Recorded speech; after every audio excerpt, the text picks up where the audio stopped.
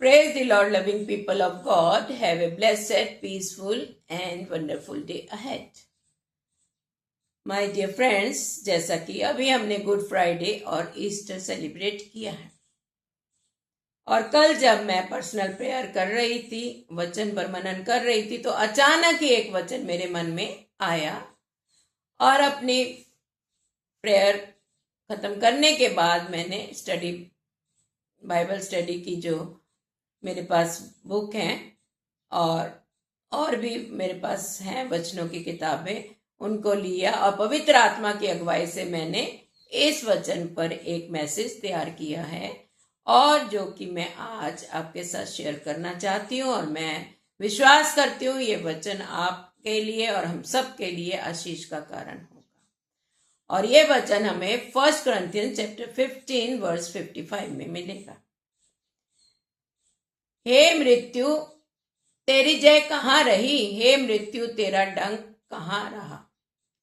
जी हाँ मेरे प्रियो, और वर्स 56 हमें बताती है मृत्यु का डंक तो पाप है और प्रभु यीशु मसीह के जी उठने के साथ हमारे पापों का भी अंत हो गया।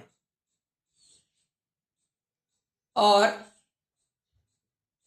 वर्स 54 की जो है, ये जय ने मृत्यु को निगल लिया, यह वचन भी पूरा हुआ। प्रभु यीशु मसीह के जी उठने के साथ ये वचन भी पूरा हुआ, जय ने मृत्यु को निगल लिया।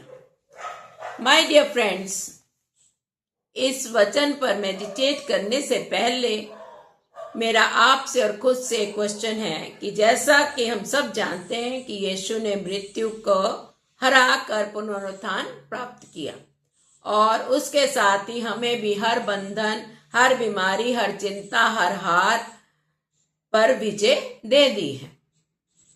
लेकिन क्या हमने सच में उसे अपने जीवन से उन अंधेरों को हटा दिया है?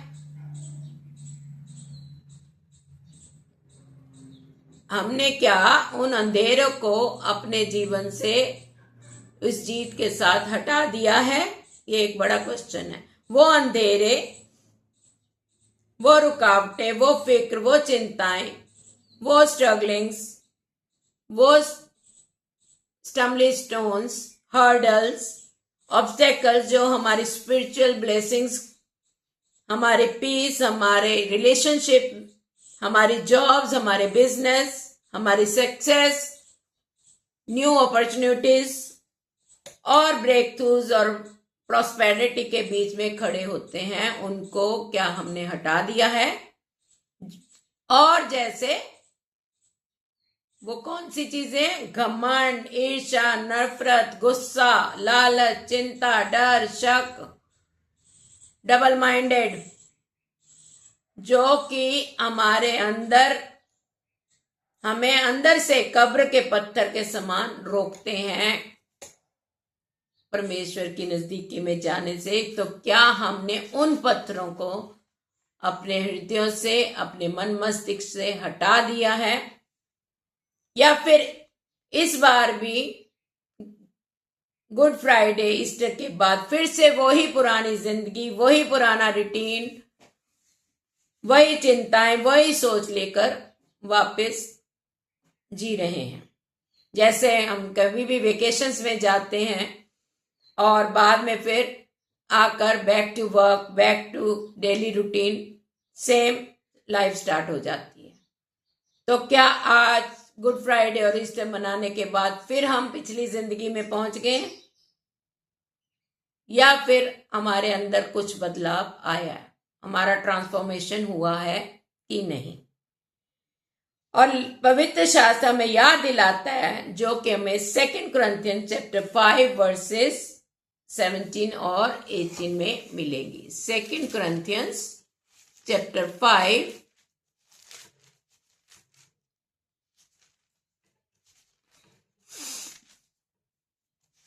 verses 17 and 18।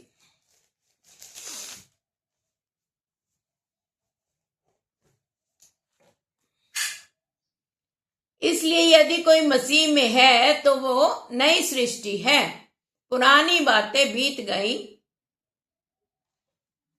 देखो सब बातें नई हो गई हैं।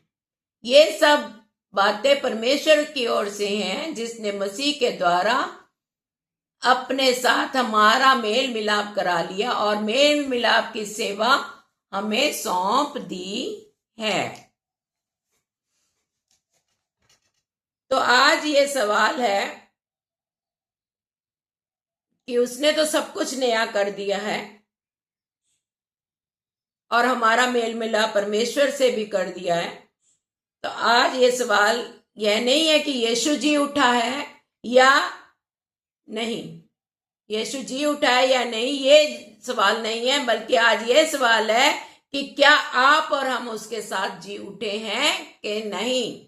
जैसा कि अभी हमने वचन में पढ़ा है कि पुरान जो अब हम मसीह में नई सृष्टि हैं, पुरानी बातें बीत गई।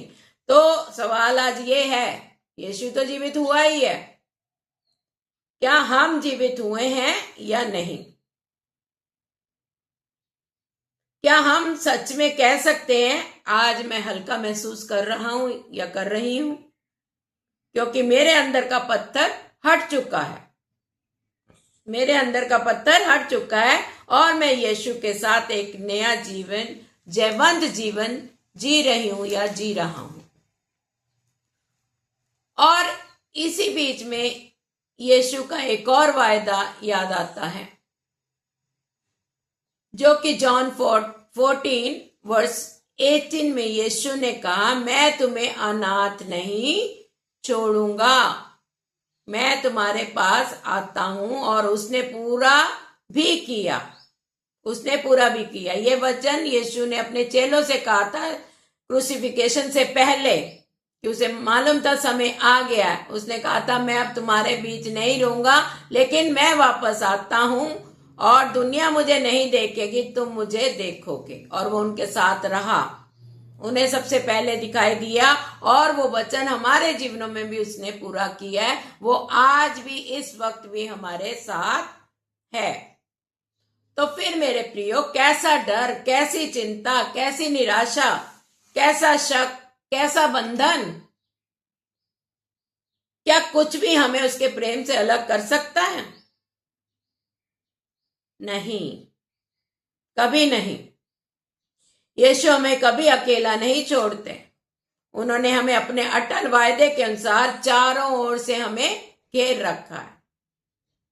दाऊद कहता है ना, तेरी आत्मा से भागकर कहां जाऊं, एक गीत है ना, तूने मुझे आगे पीछे घेर रखा है, तेरी आत्मा से भागकर कहां जाऊं।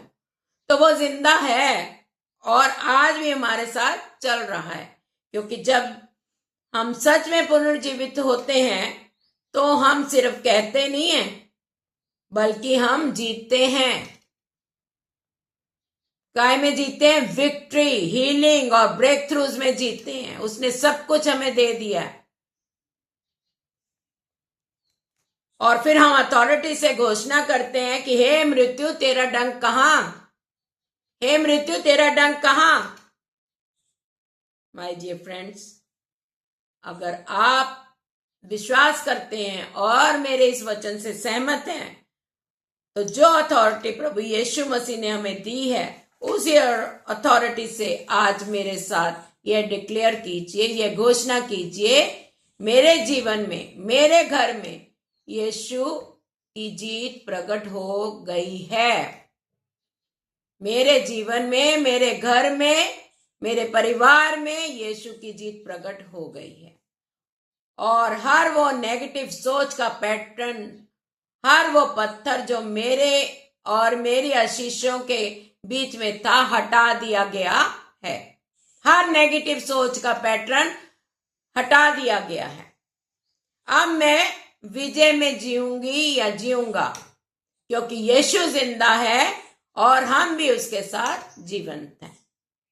और उसने हमें अभी के नहीं, इस पृथ्वी पर नहीं, उसने हमें एक निश्चय दिया है कि हम वहां भी उसके साथ रहेंगे। अनंत जीवन का भी उसने हमें निश्चय दिया है। तो सारी महिमा, सारी स्तुति, सारी बड़ाई सिर्फ प्रभु यीशु मसीह को मिले। आमीन एंड आमीन। God bless you all. और अगर आप इस मैसेज से आशीषित हुए हैं तो एटलीस्ट एक जन के साथ जिसको इसकी बहुत जरूरत है शेयर कीजिए और आप भी उसके लिए एक ब्लेसिंग बनिए। और मुझे एनकरेज करने के लिए लाइक और कमेंट जरूर कीजिए। और अगर अभी तक भी मेरे चैनल को आपने सब्सक्राइब नहीं किया है, सब्सक्राइब कीजिए ताकि आने वाले भी जो वीडियोस हैं, जो मैसेजेस हैं, आप उनको देख सकें और आशीषित हो सके। Once again, thanks a lot. God bless you.